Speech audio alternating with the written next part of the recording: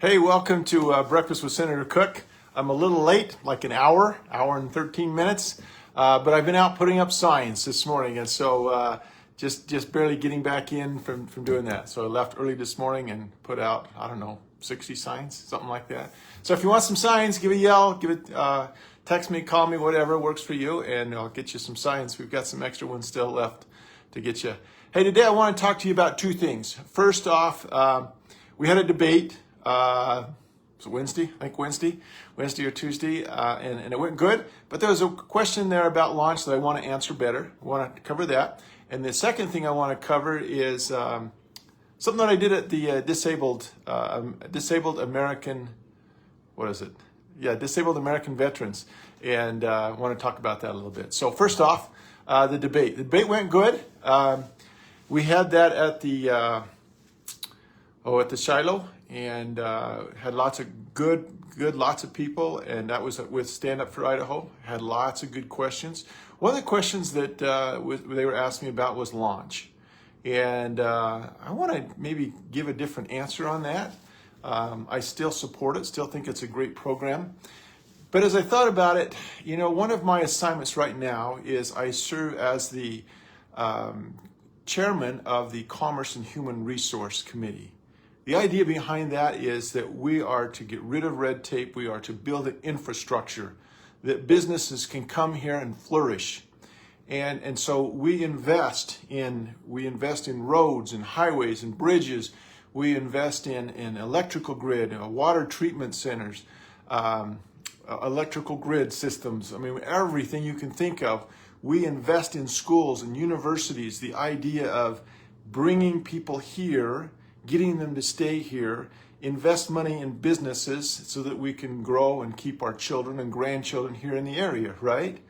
Well, so we build infrastructure.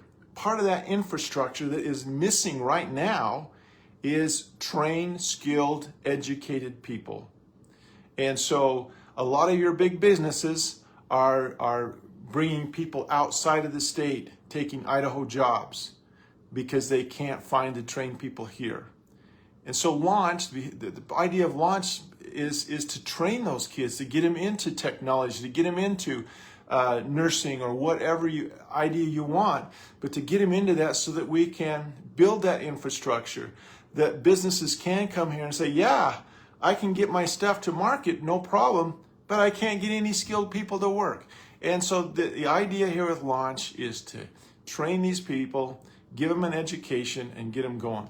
Launch is not something new. Launch has been around here for 5 or 6 years, but it was with adults, people that had graduated in high school, 2 or 3 years, they kind of went dead, left the scene, and then they're like, hey, I got to get my life in order, I got to get an education. Those that went into the launch program, on an average, received at the end of the launch program, at the end, they increased their wages by $16,000, okay? That takes them from a social taker to a community giver, one that can give back to the community. And so launch has already proven successful. Then we opened it up to the high school kids to try and get more people skilled, faster, educated, so we can build this infrastructure. So I am very much for launch. I think it's going to turn out to be a great program. And if it doesn't, then we'll change it a little bit. We changed it this year. A lot of the questions that were brought up in the debate were questions about stuff that we had from last year, and we figured out during the year that we missed some stuff. We gotta narrow it down. We gotta put some sideboards on it, and so we did that.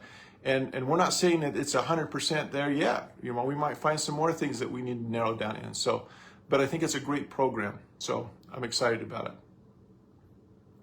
Okay, number two thing to talk about. So this week I had the great opportunity, and it was quite an honor, to go and speak at the Disabled American Veterans, the DAV. This is a group across the nation, but we have a group here in Idaho.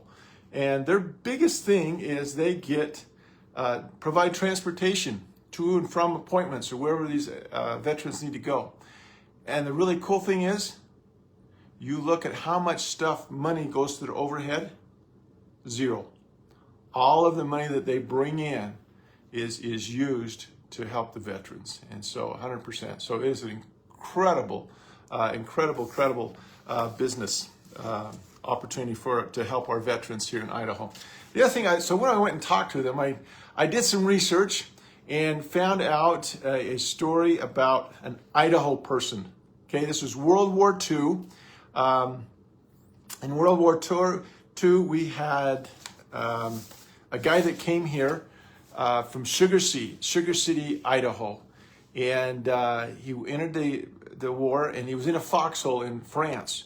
And so you had the Germans up on the hill, the Americans were down here, and they were just not getting anything done. And they were throwing grenades down at him. They were killing him slowly, but they were also doing Agent Orange down there. And so the commander went to Thomas, can't remember his last name. I'll think of it in a little bit. Thomas, and he says, I need a volunteer to go up and flank the Germans and take out that machine gun that's at the top of the hill. And Thomas said, okay, I'll do it. So there's 3 of them. So they went up, and the Americans are sitting down here, so they could see these 3 people going up the hillside and watch what was happening. Well, at one point, these 3 got shot. The Germans heard them, and they started shooting them. They killed 2 of them, but Thomas from Sugar City, he got 3 bullet holes to his leg. They went clear through, so he's got 6 holes in his legs. Okay.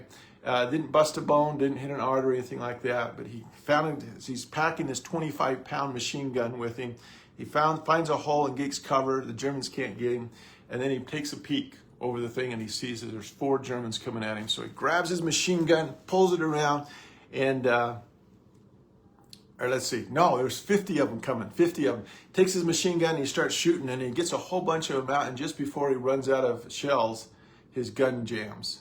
And so he says, I don't have time to fix it. So he gets up and starts running down the mountainside to his company, to the Americans.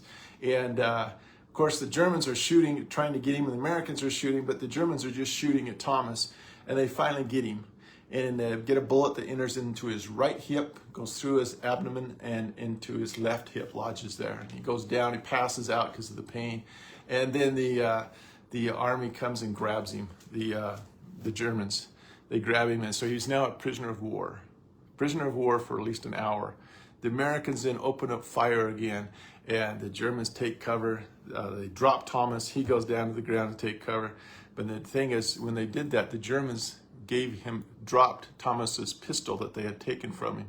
So he grabs the pistol, stands back up, and there's 15 Germans, and he says, surrender or I'll shoot you. Okay, well, 4 of them says, right, with a pistol. So they come after him with lower bayonets, and he takes out 4 of them. And now he's down to 7 bullets in his pistol and 11 Germans. And so he stands up again and he says, you surrender, I'll shoot you all. And so slowly but surely, all 11 surrender, and he takes all 11 prisoners down the side of the mountain to his company with only a pistol and 7 bullets and 11 Germans.